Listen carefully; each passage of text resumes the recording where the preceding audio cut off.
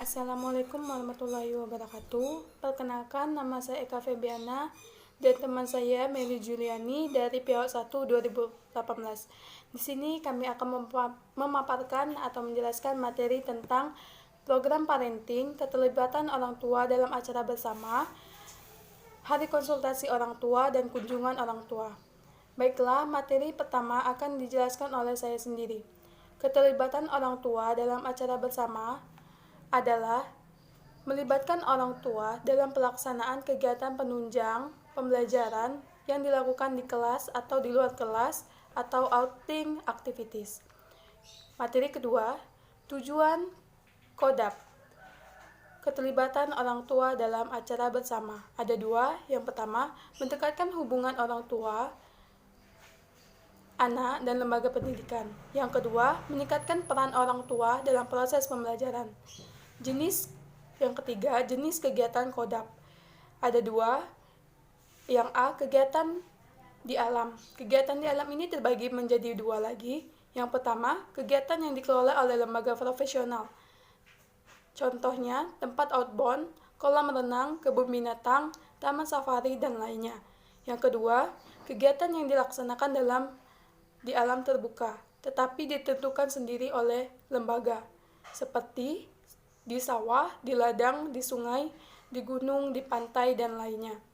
Yang B, kegiatan edukasi lain yang dirancang secara khusus, seperti kunjungan ke museum, masjid, gereja, kantor pos, kantor polisi, pasar, supermarket, rumah yatim piatu, pembuatan tahu atau tempe, tempat atau perusahaan, kerajinan atau mainan anak-anak, perusahaan roti atau kue, menginap di rumah penduduk, dan lainnya. Selanjutnya, dalam penyelenggara atau pengelola kegiatan ini, lembaga PAUD bekerja sama dengan orang tua dan lembaga yang terkait yang sesuai dengan jenis kegiatan yang akan dilaksanakan. Evaluasi KODAP. Evaluasi KODAP ini terbagi menjadi tiga. Yang pertama, partisipasi orang tua. Yang kedua, keseriusan orang tua. Dan yang ketiga, manfaat yang diperoleh oleh orang tua. Baiklah, materi selanjutnya akan dipaparkan atau dijelaskan oleh Meli Juliani. Kepada Meli, saya persilakan.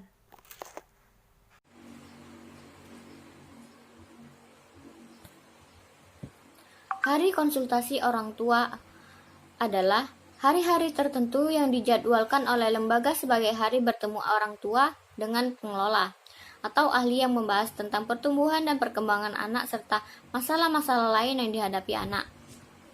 Tujuan HKO meningkatkan kesadaran orang tua tentang pentingnya memperhatikan tumbuh dan kembang anak usia dini.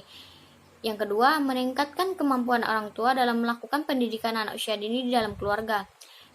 Contoh pelaksanaan HKO, yaitu konsultasi dapat dilakukan secara individu atau keluarga atau kelompok keluarga.